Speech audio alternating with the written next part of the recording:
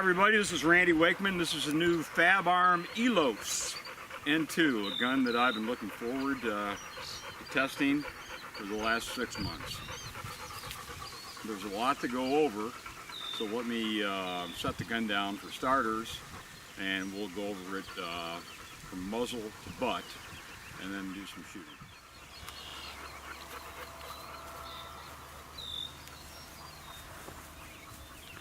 There's a lot to talk about here. It's the ELOS in name only because it's a totally different ELOS than Fabarm's ever released before. This is a dedicated clays busting machine. Let's start with the muzzle. It comes with 4 Fabarm Xus HP chokes that can be used for virtually any type of shot, including steel. They come in increments of 0/10 all the way up to 10/10. They're marked with conventional designations right on the choke, so you don't have to stick your face in front of the muzzle. The Fabarm chokes tend to pattern a little bit more efficiently than you find with conventional chokes because Fabarm tri-bore barrels have a huge forcing cone area. I'm not referring to the longer forcing cone at the breech. I'm talking about a long forcing cone area at the muzzle before it actually gets to the chokes themselves, which are, I think the chokes are 97 millimeters long. So the chokes themselves are a pretty good length. The rib on the Fabarm ELOS N2 is a tapered rib. Starts out 10 millimeters and tapers at the muzzle to 8 millimeters. It may look like a soft touch or soft comb insert there on the butt, but that's actually walnut, and it is an adjustable comb. It's almost a stealth adjustable comb because looking at it from this side, you really can't tell. But all the adjustments of the micrometric comb are on the other side, which I'll show you in just a second. This example is a 30-inch barrel set, and the barrels are quite a bit lighter than previous ELOS field model 12 gauges. For example, this 30-inch barrel set, including the 2 choke tubes, weighs 3 pounds 6 ounces. So you're looking at roughly 3 1/4 pound 30-inch barrel set, maybe a little bit lighter. Fabarm has improved the forearm lockup. Makes it easier to take the forearm on and off, which is a nice touch. The triggers on the ELOS N2 are target triggers. Both sears break right at 3.5 pounds on this example. You also have an adjustable trigger position. You undo one set screw, one torque screw, and you can move the physical trigger fore and aft to suit your personal preference. This is a right-handed model, and it comes with a nice hand-filling palm swell on the right-hand side. The recoil pad is nice, soft, and cushy, a little microcell pad, like most all Fabarm pads. It comes supplied with a 22 millimeter thick pad.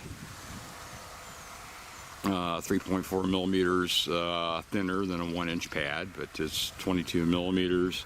And there's 3 other optional pads that you can just screw right on. If you want a little thinner pad, or a little thicker pad, or a trap style pad, for example, you can do all that. Adjust your length of pull if you need to, without any stock modifications at all. You can just screw in whatever pad you'd like. From the right side of the shotgun, it gives you a better view of the adjustable comb. You can see the adjustments there. From the left side, you can't even tell that it is an adjustable comb. The comb is walnut with some type of mystery black finish on it. I don't know exactly what it is. I'm not sure that Fabarm USA knows. It's a nice, durable, slick finish. It's there primarily for aesthetics. Secondarily, it might be a little more durable, I suspect it is, than the rest of the walnut, which is oil finished walnut. So instead of oil finish, it's just a super high-tech, space-age black coating of some sort. But the parent material of the comb is walnut. Not rubber, not plastic, strictly walnut. It does have a palm swell on the right side of the pistol grip. You probably can't see it on the camera. The N2 is available in left-hand versions as well, so presumably you'll have the palm swell on the left side of the buttstock. As you can imagine, with roughly an 8-pound gun, a good recoil pad that's going to fit you because of the adjustable comb, so you can really dial it in. There isn't a heck of a lot of recoil.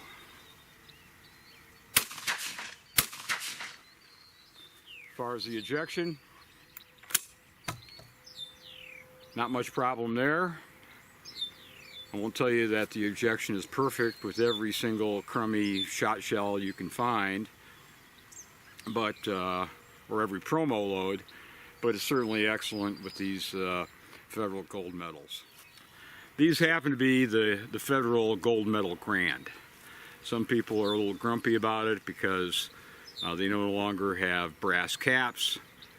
It's just brass washed or copper washed steel, but no problem here with the Fabarm or much of anything else. So let's break a couple clays, which is what the ELOS N2 is all about.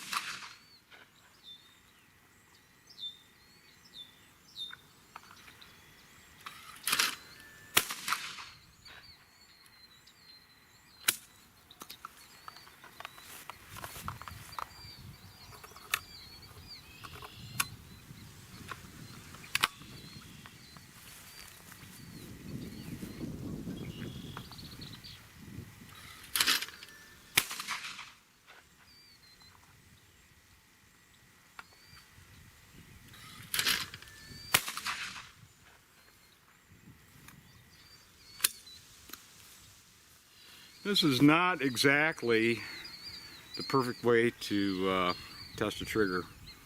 Not as good as having it on the bench, but this should give you a rough idea.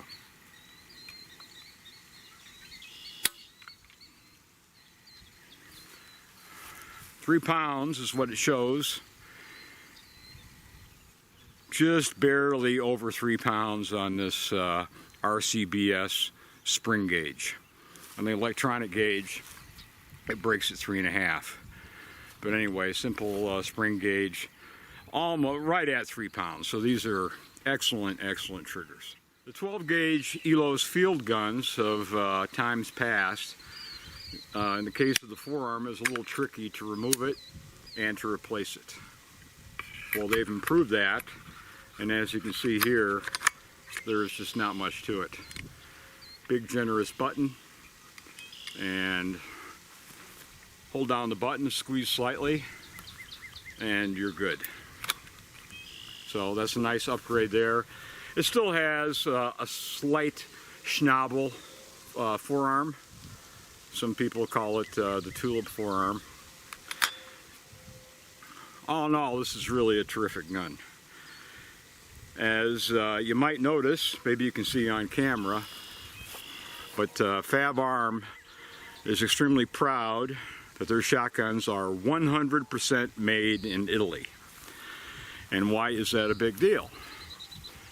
Well, it's been common knowledge for years and years and years that if you import a gun, whether it's from Turkey, China, wherever, and run it through the Italian proof house, bingo, you throw it in a box, you can sell it as an Italian gun. So a lot of so-called Italian guns have source parts outside of Italy from just wherever.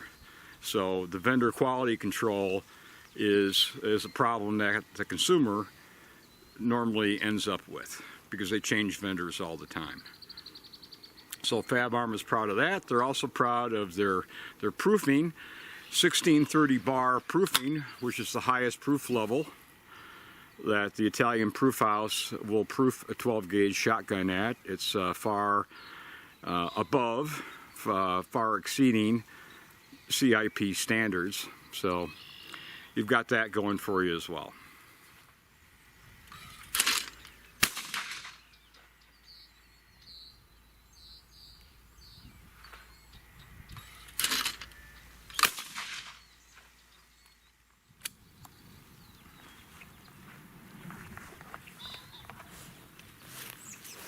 You can hear those roosters cackling in the background. They've been cackling all afternoon. Well, let me break a few more. I live in northern Illinois. This is also northern Illinois, but nowhere close to my home. It's about 3 hours of windshield time to get down here and back, and you never know if it's going to be wind or rain. It's not all that far, but you really can't tell. Anyway, this is the best Fabarm's ever done as far as I'm concerned.